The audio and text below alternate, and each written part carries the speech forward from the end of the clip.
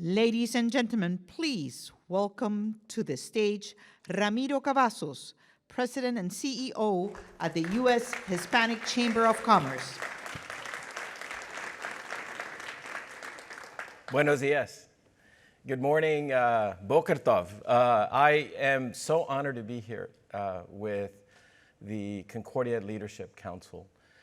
Long overdue. I've been invited before by Nicolas Logotheris, the chair and co-founder, and of course Matthew Swift. Let's give them a round of applause for the simplicity and the power of this platform. I want to thank Carmen Castillo and Raúl Salinas who are on the Leadership Council. Carmen, muchísimas gracias. She's a yenta matchmaker like none other and brings business and citizens together. So Carmen, muchísimas gracias por tu liderazgo. I wanted to talk about the United States Hispanic Chamber of Commerce, give you an overview. For those of you that may not know about Latino business, but I see a lot of great Latino businesses in the crowd. I also know the great former television executive Joaquin Blaya with both Univision and Telemundo here in Miami, covering Latin America, came up with a great phrase that described who we are as a people. He said, being Hispanic is a state of mind. We're Jews, we're Christians, we're Protestants, we're Caucasian, we're Afro-Latino, Asian Latino, Muslim, Native. We come from 30 different countries if we're immigrants. Some of us got here 300 years ago before it was even the U.S. 10 of our 50 states are coming from the Spanish language, Montaña, Colorado, La Nevada, and it's also true that the dollar sign, the American monetary symbol during the American colonial period, Spanish was the official language because it was the first language here after native languages. And the dollar sign, the most powerful monetary symbol in the world, comes from the Spanish peseta. So Latinos, Hispanics, whatever the hell you want to call us, we are driving global economics. And this community marries out more than other communities, so we love everybody. And we also are very ecumenical based on that. So the United States Hispanic Chamber of Commerce, founded in 1979 in Santa Fe, New Mexico, by 5 small business owners. These communities felt left out. In fact, today, Fortune 500 firms who are talking about supplier diversity do less than 1% of their purchases with Hispanic-owned businesses. Unacceptable in a U.S. economy with more than 20% of the population, 62.5 million Latinos living in this country, contributing close to $3 trillion to a $20 trillion economy. Again, and also less than 1% of the purchases of the U.S. government. We pay more than our fair share of taxes, goes to Hispanic-owned businesses. And the U.S. government is the largest buying service in the world through the Department of Defense, and I could go on and on. So is it discrimination? Is it racism? What is it? It's just a bad economic policy. If you don't water the grass, it doesn't grow. And so to rebuild our economy and rebuild the global economy, we need to provide equity and diversity for women and all groups that are disenfranchised. And in our opinion, the United States Hispanic Chamber of Commerce, our board of directors, Carmen was a past chair. I had the good fortune of running the San Antonio Hispanic Chamber of Commerce, which had been founded in 1929, 50 years before the National Association. It was founded by the Consulado Mexicano right after the Mexican Revolution. And for those of you that may know history, in 1929, when we went through the Great Depression as a nation, more than 2 million Hispanic Americans were sent to Mexico, a country they had not even been born in. And it was called the American Repatriation Act, and it was a way of dealing with the economic crisis at the time.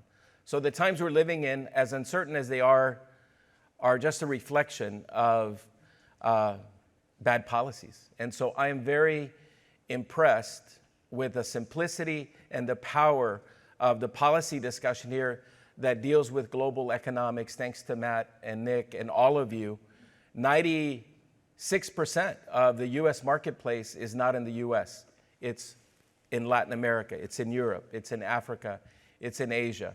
And in fact, in 2008, the Great Recession that hit this country, 50% of the recovery in our nation came from small businesses, and the other 50% came from businesses doing exports. So when times are tough, small businesses, Latino-owned businesses, minority women-owned businesses keep the economy going forward. They're the last ones to lay off people.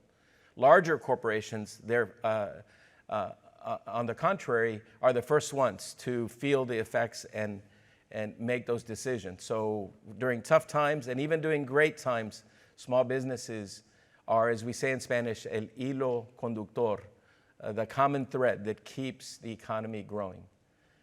1 out of every 10 jobs in the US is driven by a business owned by an immigrant also. And yet, ironically, 62.5 million Latinos were born and raised here, but you wouldn't know that if you talk to people. So why is this important for us to work? Why do we have a Hispanic chamber? It's because we have members who feel that we should have a place where equity is provided, not just by the US government, Fortune 1000 firms. And this power emanated and was exemplified during COVID. Each of our 260 Latino chambers, I ran one, and that's how I was a member of the US Association of Hispanic Chambers 4 years ago when Carmen and the board hired me to run the chamber based in Washington. It was to support the 260 Latino chambers across this country, growing every day. In fact, the most recent chamber was founded in Honolulu. The 1.3 million Hawaiians, 10% of them self-identify as Hispanic. And I remember getting the email, aloha and hola. And I said, this is very special. So it is a state of mind. The 260 Latino chambers, the 5 million Latino-owned businesses. This is not corporate social responsibility any longer. Our board of directors represents the chambers, represents small business and corporate America. And our job is to fight and advance economics so there's equality. And so again, it's not corporate social responsibility to do business with Carmen Castillo or any of your firms or a small business owner.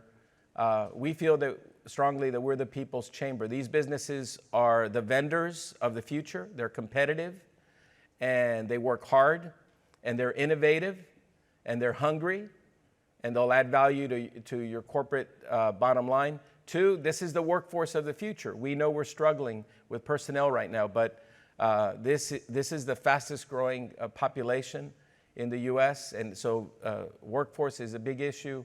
And then, of course, they're the consumer of the future. We over-index in so many categories alone in the US. And in conclusion, by 2040, the 62.5 million Latinos will be 100 million Latinos. The US will have 400 million people living here. So 1 out of every 4 people will be Hispanic. And this community comes from Spain and South America. And even if you're German and you grew up in the 60s and 70s in Mexico City because you left after World War II and you couldn't come to the US, again, many of them were raised in other countries and have come to the country that, as President Duque said yesterday, our chamber is pro-business. We feel that the great equalizer in society is prosperity. And we're a bipartisan organization. I love to tell people we're not red or Republican. We're not blue or Democrats. We're red, white, and blue. but our favorite color is green, the color of money. And so for us, economics, being pro-business, is why we need Concordia and why we need you, because it makes us healthier communities. It causes and brings about less crime in our society, creates jobs, it creates opportunity, and it minimizes our reliance on the government for social services by having everyone pull themselves up from our bootstraps. So we're very proud to be partners with Concordia. Matt, we look forward to joining you in New York and perhaps signing an MOU there. I am so proud to be here. I was blown away yesterday by the first day, and I'm looking forward to today. Our chamber stands with you to be supportive. We're focused on, as we call, the 3 C's: access to capital, because we're undercapitalized, and we would add another $2 trillion to the economy if Latino businesses were given the dollars to scale. We want to build capacity, train people to meet with buyers and pitch their wares like they need to do. And then the 3rd C we love to say is of course, capacity building. We want to train them, we want to give them contracts, and then we want to give them capital. So that's our job at the Chamber, and we look forward to working with you. Tengan muy buen día. Estamos aquí a la orden. On behalf of our Board of Directors and our Chamber, muchísimas gracias, Matt, for this opportunity. Thank you.